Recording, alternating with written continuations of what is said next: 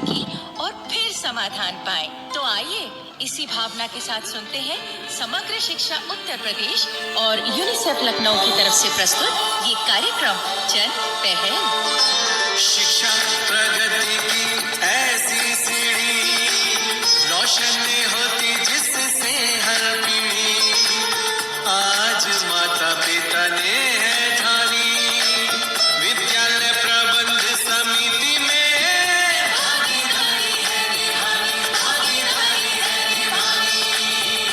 सभी सुनने वालों को विद्या का नमस्कार और सभी सुनने वालों को काकी का आशीर्वाद। अब जो जैसा है वैसा है, अभी सब चलता है, जो है सो ठीक है। अभी हमें क्या पड़ी है, छोड़ो, जिनका काम होगा वो देखेंगे। हम तो अरे अरे अरे तू क्या बोले जा रहा है रे चंदू? किसी के कुछ पल्ले ना पड़ रहा है। क्यों विद्या बेटी, तू कुछ समझी? पूरी तरह तो नहीं समझी काकी, पर एक बात है, चंदू ने जो वाक्य बोले उनमें एक समानता तो है। कैसी समानता है विद्या बेटी? समानता है भाव की, और वो भाव है कि कोई जिए या मरे अपने राम क्या करें। क्यों चंदू? वाह विद्या बहन, आपने तो सीधा कद्दू में तीर मारा है। यही मतलब था मेरा, जो होता है सो होने दो, अपने को तो सोने दो। अरे तुम दोनों के ये मुहावरे मेरे लिए तो पहेलियां सी बन रहे हैं और बढ़ाए जा रहे हैं, क्या कहते हैं वो, प्रेशर कुकर। क्या मतलब काकी? विद्या बहन, काकी ने एक प्रेशर कुकर बोलना सीख लिया तो अब उसे ही चेप देती हैं जहाँ भी कहीं प्रेशर की बात हो। अरे काकी, वो ब्लड प्रेशर होता है जो तुम्हारा बढ़ रहा है। हाँ वही। तो सुनो काकी, मेरी बातों में जो मतलब छिपा है वो ये है कि जब हम घर में, मोहल्ले में या कहीं बाहर किसी स्थान में, बस या ट्रेन में या फिर बच्चों के स्कूल में अपने आंख कान बंद कर लेते हैं और सोचते हैं जो चल रहा है सो ठीक है। वाह चंदू, तुमने तो आज बड़े गजब तरीके से अपनी बात समझाई। भाई, जब हम शिकायत नहीं करेंगे तो सुधार कैसे होगा, समाधान कैसे मिलेगा? और यही बात लागू होती है हमारे इलाके के सरकारी स्कूल के बारे में। हाँ विद्या बहन, अब तुम बात को पूरी की पूरी समझ गई हो। अच्छा, तो ये चंदू जो कथा बांच रहा था उसका निचोड़ ये निकला। हाँ काकी, तुम्हें नींबू पानी पीने की ऐसी आदत है कि बात को भी नींबू की तरह निचोड़ देती हो। संभल कर बैठा रहे, ज्यादा निचोड़ने विचोड़ने की बात मत कर, कहीं मैं नींबू पानी की जगह चंदू पानी ही ना बना दूं। ठीक है काकी, तो अब बात ऐसी है कि हम अगर अपने बच्चों को स्कूल भेजते हैं तो बहुत अच्छा करते हैं। इससे बच्चों का ही नहीं देश का भविष्य भी बनता है। लेकिन बच्चों को स्कूल भेजना ही काफी नहीं है। हाँ विद्या बेटी, हमें ये भी चाहिए कि हमें कभी खुद स्कूल जाकर या कभी अपने बच्चों की बातों से पता चले कि स्कूल में कोई समस्या है या कोई कमी है तो हमें उसे हल करने के लिए अपनी शिकायत रखनी चाहिए। हाँ काकी, आजकल हम जन पहल में इस बात का खास तौर पर जिक्र कर रहे हैं। आप अपनी शिकायत एसएमसी में कर सकते हैं, और एसएमसी से आगे कैसी शिकायत निवारण प्रणाली है हम उसके बारे में आपको पिछले कार्यक्रम में बता चुके हैं। हाँ, लेकिन चाहोगे तो आज फिर बता देंगे। माता पिता या अध्यापक अपनी शिकायत ग्राम पंचायत में भी रख सकते हैं। क्यों नहीं, पंचायत भी अपने स्तर पर उसका निवारण कर सकती है। हाँ विद्या बहन, वैसे कुछ लोग तो अपनी शिकायत अदालतों में भी कर देते हैं। लो, अब इस मुए को कोई किस्सा याद आ गया होगा। हाँ, याद आ गया है तो क्या सुनाऊं? नहीं? अरे चल सुना दे, तू मानेगा थोड़ा ही। हाँ तो विद्या बहन, एक भाई ने अदालत में शिकायत की कि मेरी बीवी ने मुझे 10 साल पहले एक बार ऊद बिलाव कहा था। 10 साल पहले? हाँ, 10 साल पहले इसने मुझे ऊद बिलाव कहा था, तो मुझे इसके साथ नहीं रहना, मुझे तलाक दिलवाइए।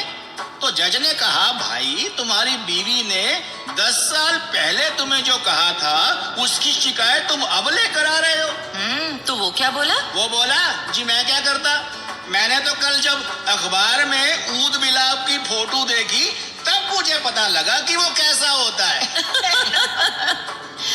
अच्छा, तो भाई अब ऐसा है कि हमने अभी स्कूल संबंधी शिकायत करने और उनके निवारण की जो बात कही, अब उसी विषय पर सुनवाते हैं एक नाटिका। लेकिन वो क्या है विद्या बहन की अब किस्से के बाद इस मुए को कोई लोकगीत याद आ गया होगा। हाँ आ गया तो सुनवाऊं नहीं क्या?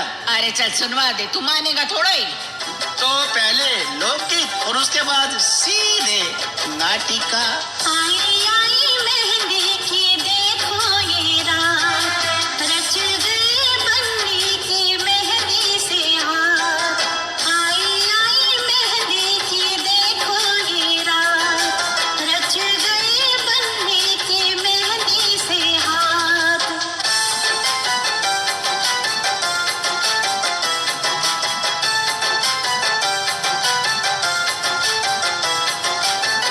लग रहे देखो रंगों प्यारे, सज गए फूलों से घर के द्वारे।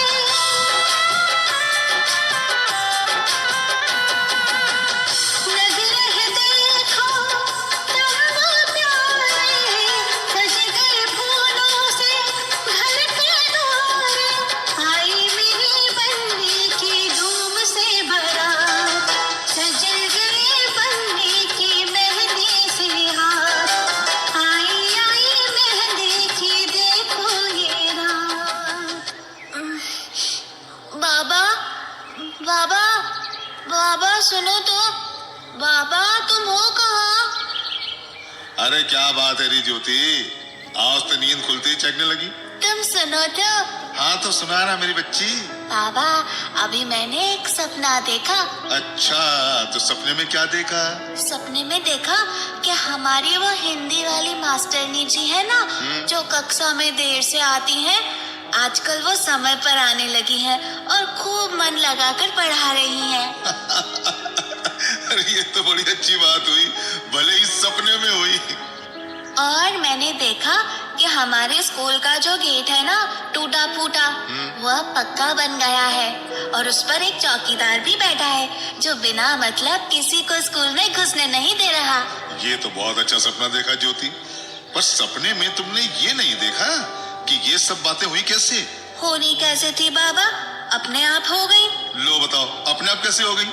जरूर किसी ने शिकायत की होगी कि स्कूल का पक्का गेट ना होने से बच्चों की सुरक्षा को खतरा है, या फिर हिंदी वाली बहन जी देर से आती हैं तो फिर पढ़ाई पूरी नहीं होती। हाँ? तो क्या शिकायत करने से स्कूल में सारी अच्छी बातें हो जाती हैं? हाँ, हो तो जानी चाहिए।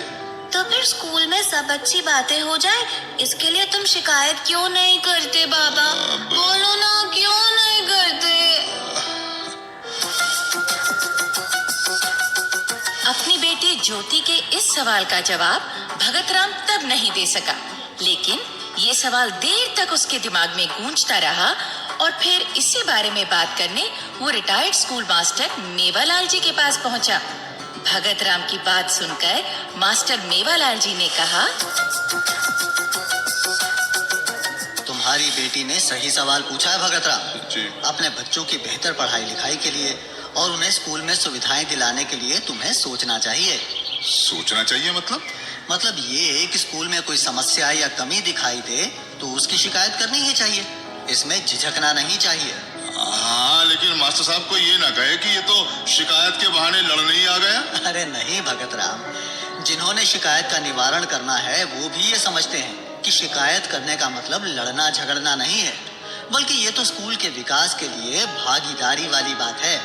हमारे बच्चों को शिक्षा का अधिकार दिया गया है, तो हमें शिक्षा के विकास के लिए शिकायत करने का भी अधिकार है, जिसका इस्तेमाल हमें करना चाहिए। तो शिकायत क्या एसएमसी में करनी चाहिए? हाँ, एसएमसी में ही करनी चाहिए। अगर वहीं पर निवारण हो जाए तो अच्छी बात है, नहीं तो आगे और स्तरों पर भी शिकायत रखी जा सकती है। फिर मैं अपनी बच्ची का कहा जरूर मानूंगा।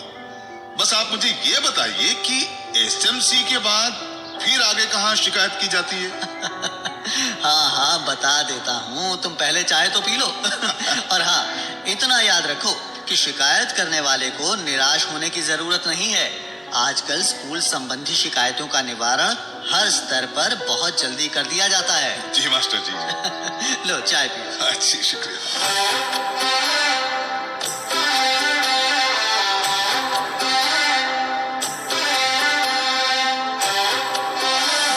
काकी, सुना आपने? स्कूल संबंधी शिकायत करना माता पिता, अभिभावकों और यहाँ तक कि बच्चों का भी अधिकार है। हाँ विद्या बेटी, अधिकार वाली बात है तभी तो शिकायत की सुनवाई भी होती है और तुरंत उसका निपटारा भी होता है।